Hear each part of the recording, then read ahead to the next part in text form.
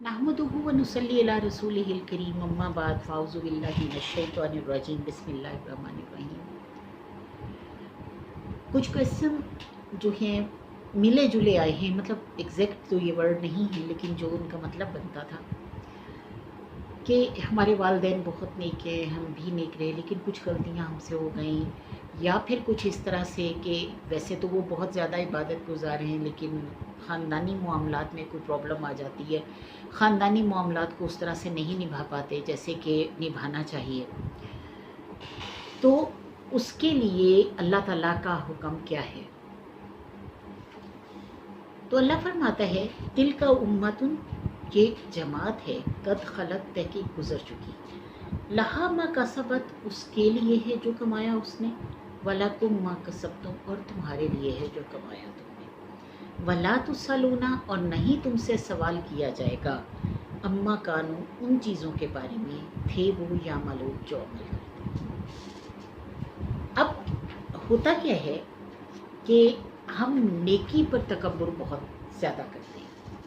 अगर हम नमाज़ पढ़ने वाले हैं तो हमने मतलब 5 नमाज़ें पढ़नी शुरू कर दी और हम लोगों के सामने ये प्रिटेंड करते हैं कि हमसे ज़्यादा नेक कोई नहीं, जो नमाज नहीं पढ़ता हम उसे हकारत से देखते हैं।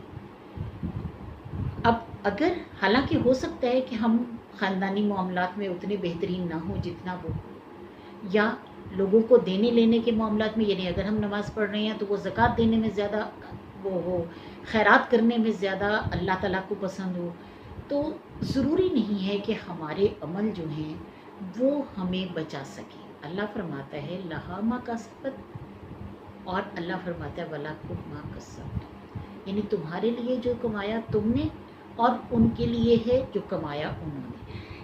यानी अगर एक मर्द की नेकी जो है एक औरत को बचा सकती तो सबसे पहले हज़रत नूह की बीवी बच जाती। अगर एक बाप का अपने नेकी जो है वो अपने बेटे के काम आ सकती तो सबसे पहले हज़रत नूह का बेटा जो है वो डूबने से बच जाता। अगर एक बीवी की नेकी एक मियाँ के काम आ सकती तो हज़रत आसिया की नेकियां जो हैं उनके ईमान का तज़किरा तो अल्लाह ताला ने कुरान पाक में किया है। उनके ईमान का तज़किरा अल्लाह ताला ने बहुत अच्छे अंदाज में कुरान पाक में किया कि वो मोमिना थी, यानी अल्लाह को मानने वालों में से थी।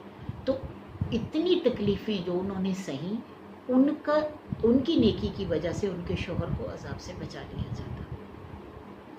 लेकिन ऐसा नहीं हुआ। हज़रत लूत की बीवी को अजाब हुआ, हज़रत लूत बच गए, क्योंकि हज़रत लूत की नेकियां, बेशक वो नबी थे लेकिन उनकी नेकियां उनकी बीवी के काम नहीं आई।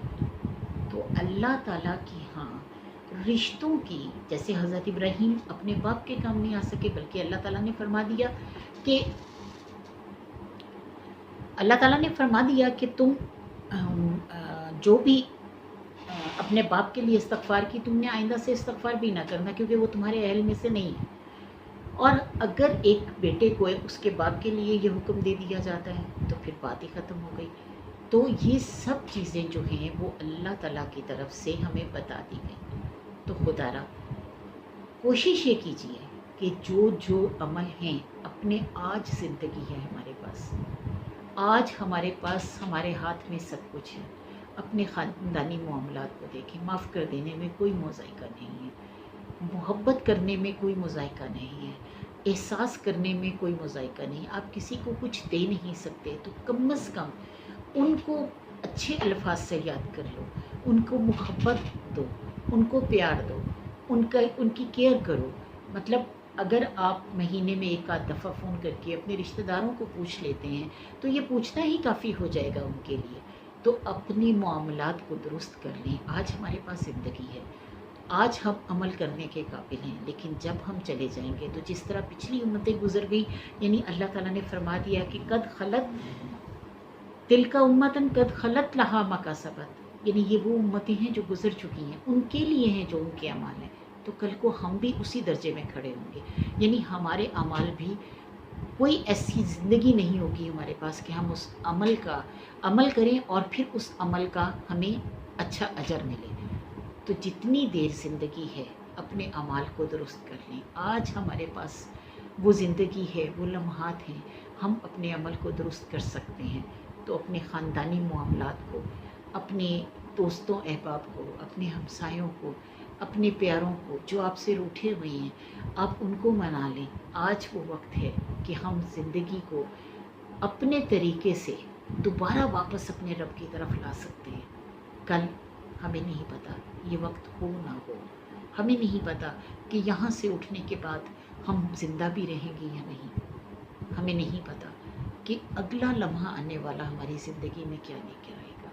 تو کوشش یہ کریں کہ آج ہی اپنے رب کی طرف رجوع کریں، اپنے خاندانی معاملات کو سنواریں۔ صرف عبادت اللہ تعالیٰ نے نہیں لکھی، عبادت صرف 5 کام ہے: توحید، نماز، روزہ، حج، زکوٰۃ۔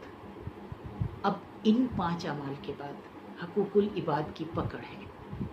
ہمیں حقوق العباد پر بھی اتنا ہی دھیان دینا ہے جتنا ہم ان چیزوں پر دھیان دیتے ہیں۔